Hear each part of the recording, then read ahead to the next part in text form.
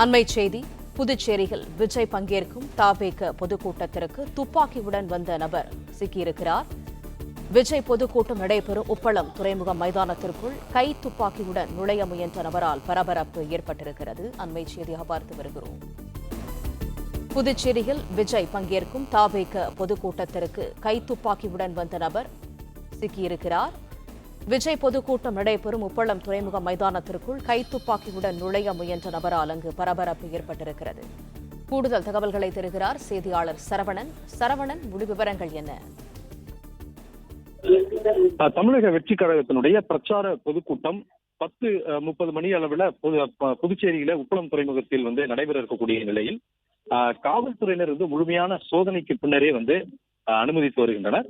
இந்த சோதனைக்கு முன்பாக, அதாவது QR கோடு அனுமதியுடன் அவர்கள் QR கோடு அனுமதி அட்டை கொடுக்கப்பட்டிருக்கக்கூடிய நபர்களை மட்டுமே உள்ளே அனுமதித்து வரக்கூடிய நிலையில மைதானத்திற்கு முன்பு மெட்டல் டிடெக்டர் கருவிகளை கொண்டு போலீசார் சோதனையை மேற்கொள்கிறார்கள். அப்பொழுது மெட்டல் டிடெக்டர் கருவி திடீரென அதில் அலாரம் ஒலிப்பது போல் சத்தமிட்டதால் உடனடியாக அந்த மெட்டல் டிடெக்டரை கடந்து சென்ற அந்த நபரை போலீசார் உடனடியாக மடக்கிவிட்டனர். அவர் என்ன வைத்திருக்கிறார் என்று சோதனை செய்த பொழுது அவருடைய இடுப்பு பகுதியில் துப்பாக்கி இருந்தது. துப்பாக்கி இருந்தவுடன் அவரை போலீசார் உடனடியாக உஷாராகி அவரை சிக்கி வளைத்து வெளியில் கொண்டு வந்தனர். அவர் யார் என்ன என்பதை விசாரிப்பதற்குள் தொடர்ந்து அவர் உள்ளே செல்வதற்கு முயன்றதால் சிறிது நேரம் அங்கே பரபரப்பு ஏற்பட்டது. அவர் தவேக நிர்வாகிகளில் ஒருவரான மருத்துவர் பிரபுனுடைய தனி பாதுகாவலர் என்று அவர் தெரிவித்திருக்கிறார். அதற்கான உரிமம் எல்லாம் இருப்பதாகவும் கூறியிருக்கிறார். இது உரிமம் பெற்ற துப்பாக்கியை என்றாலும் கூட அவர் இது போன்ற நிகழ்வுகளுக்கு அவரை கொண்டு வருவதற்கு முன்பான உரிய அனுமதியை பெற வேண்டும். இன்னொன்று, இந்த போன்ற நிகழ்வுகளுக்கு அந்த துப்பாக்கியை ஒரு கொண்டு வரக்கூடாது என்றும் போலீசார் தெரிவித்து வருகிறார்கள். தற்பொழுது அவரை போலீசார் சுற்றி வளைத்து மடக்கி பிடித்து அவரை தொடர்ந்து விசாரணை செய்து வருகிறார்கள். அதுல அவருடைய துப்பாக்கி இன்னும் அவரிடம்தான் இருக்கிறது. அவரை உள்ளே அனுமதிக்க முடியாது என்று தெரிவித்து விட்டார்கள். அதாவது பிரபுவே நேரடியாக அவர் தெரிவித்தார். தவேக நிர்வாகியான பிரபு நேரடியாக தனது தனி பாதுகாவலர் தான் என்று தெரிவித்தார். ஆனால் என்றாலும் கூட இது போன்ற நிகழ்வுகளுக்கு அவரை கொண்டு வரக்கூடாது என்பதோடு அவரை தொடர்ந்து விசாரணை நடத்தி வருகிறார்கள். அவரிடம் இருக்கக்கூடிய அந்த உரிமம் பெற்றிருந்தால் அதற்கான உரிமம் அவருடைய கையில் இருக்கிறதா, அதற்கான ஆவணங்கள் இருக்கிறதா, அவற்றை அவ்வாறு ஆவணங்கள் இருந்தால் அவர் சரிபார்க்கக்கூடிய பணியில தற்பொழுது போலீசார் ஈடுபட்டிருக்கிறார்கள். இந்த சோதனை செய்யக்கூடிய பணியில பார்க்கலாம். துப்பாக்கி ஏந்திய ஒரு கமாண்டோ காவலரும் தற்போது நிற்கிறார். அவரை எங்கும் செல்ல விடாமல் பிடித்திருக்கிறார்கள். இந்த மைதானத்திற்கு முன்பு 2 வழி, அதாவது மைதானத்திற்கு உள்ளே செல்வதற்கு, பார்வையாளர்கள் உள்ளே செல்வதற்கு 2 வழிகள் இருக்கிறது.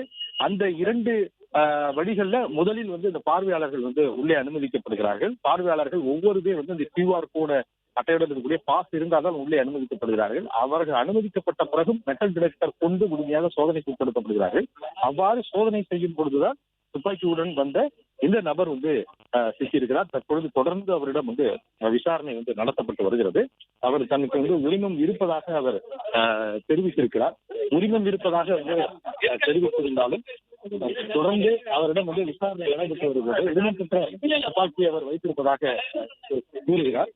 என்னிடம் அதற்கான லைசன்ஸ் இருப்பதாகவும் போலீசாரிடம் அவர் தெரிவித்து வரக்கூடிய நிலையில அந்த லைசன்ஸ் ஆவணங்களை கேட்கிறார்கள். லைசன்ஸே இருந்தாலும் இது போன்ற நிகழ்வுகளுக்கு நீங்கள் அதை கொண்டு வரக்கூடாது என்று அவர்கள் தெரிவித்திருக்கிறார்கள். தொடர்ந்து போலீசார் அவரிடம் விசாரணையை நடத்தக்கூடிய பணியிலே ஈடுபட்டிருக்கிறார்கள். அவரிடம் இன்னும் துப்பாக்கியை கைப்பற்றவில்லை. அவருடைய அந்த இடுப்பு பகுதியிலே தான் அவர் துப்பாக்கியை வைத்திருக்கிறார். இது போன்ற நிகழ்வுகளுக்கு முன் வரும்பொழுது அவர்களுடைய சம்பந்தப்பட்ட அந்த பிரமுகர் காவல்துறையிடம் எந்த விதமான தகவலையும் தெரிவிக்கவில்லை. தகவல் தெரிவிக்காமல் கொண்டு வந்தது சட்டப்படி குற்றம் என்றதன் அடிப்படையில நடவடிக்கை மேற்கொள்ளப்படும் என்று காவல்துறை அதிகாரிகளும் தொடர்ந்து அவரிடம் தெரிவித்து வருகிறார்கள். உரிமம் பெற்ற துப்பாக்கியாக இருந்தாலும் இது போன்ற நிகழ்வுகளுக்கு கொண்டு வரக்கூடாது, எந்த விதமான அனுமதியும் எந்த விதமான முன்னறிவிப்பும் இல்லாமல் கொண்டு வரக்கூடாது என்பதை தெரிவித்து வருகிறார்கள். இது தனியார் பாதுகாவலர் தான், PSOவாக பிரபுவினுடைய PSOவாக அவர் இருந்து வருகிறார். அவர் எந்த விதமான ஒரு ஆவணமும் கையில் இல்லை என்றும் தெரிவித்திருக்கிறார்கள். செல்போன் மூலமாகத்தான் அவர் அதை காண்பித்து வருகிறார். கையில் எந்த விதமான ஆவணமும் இல்லாத பட்சத்துல அந்த அசல் ஆவணங்களையும் அவர்கள் கேட்டு வருகிறார்கள். தற்பொழுது அவரை அங்கிருந்து அழைத்து செல்லக்கூடிய பணியிலே வந்து ஈடுபட்டு வருகிறார்கள். இங்கிருந்து காவல்துறையினர் அவரை இங்கிருந்து அவரை வந்து பாதுகாப்பாக கொண்டு சென்று போலீசார் வந்து காவல் நிலையத்தில் விசாரணைக்கு அழைத்து செல்வதற்கு வந்து திட்டமிட்டிருக்கிறார்கள். இந்த நபர்களுடைய பெயர் என்ன என்பது குறித்து அவரிடம் இருக்கக்கூடிய ஆவணங்கள் எல்லாம் வாங்கி அவர்களுடைய அடையாள அட்டை உள்ளிட்டவற்றை எல்லாமே வந்து வாங்கி தற்பொழுது தொடர்ந்து விசாரணையை வந்து மேற்கொண்டு இருக்கிறார்கள். அவருடைய ஆவணங்களை எல்லாமே வந்து வாங்கியிருக்கிறார்கள். வாங்கப்பட்ட ஆவணங்கள் வந்து சரிபார்ப்பு செய்யப்படுகிறது. அதாவது இந்த செல்போன் மூலமாக காண்பித்த நகல் ஆவணங்கள் எல்லாமே வந்து சரிபார்ப்பு வந்து செய்யப்படுகிறது.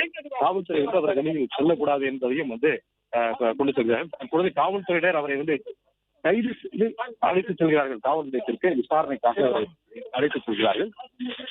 அவரிடம் இருக்கக்கூடிய துப்பாக்கியை வந்து இன்னும் அவர்கள் வந்து கைப்பற்றவில்லை. தொடர்ந்து காவல்துறையினுடைய கட்டுப்பாட்டுக்குள் தான் அவர் இருக்கிறார். காவல்துறையினுடைய அதிகாரிகள் உயர் அதிகாரிகளிடம் இந்த விசாரணை ஆலோசனை நடத்தி அதற்கு பிறகு இவர் மீது சட்ட நடவடிக்கை, அதாவது வழக்கு பதிவு செய்வதா என்பது குறித்து நடவடிக்கைகள் மேற்கொள்ளப்படும் என்று தெரிவித்திருக்கிறார்கள். தற்பொழுது காவல் நிலையத்திற்கு அவர் அழைத்து செல்லப்படுகிறார். அருகில் இருக்கக்கூடிய காவல் நிலையத்திற்கு போலீசார் அவரை அழைத்து செல்வதற்கான நடவடிக்கையில் வந்து ஈடுபட்டிருக்கிறார்கள். விஜயனுடைய இந்த பிரச்சார கூட்டம் ஒரு 10-30 மணி அளவில் வந்து தொடங்குவதற்கு திட்டமிட்டிருந்த நிலையில் 8 மணி அளவில் இருந்து பார்வையாளர்கள் அனுமதிக்கப்பட்டு வருகிறது. பிளே ஸ்டோர் மற்றும் ஆப் ஸ்டோரில் இருந்து பாலிமர் செயலியை QR கோடு மூலம் பதிவிறக்கம் செய்யுங்கள். செய்திகளை உடனுக்குடன் பெறுங்கள்.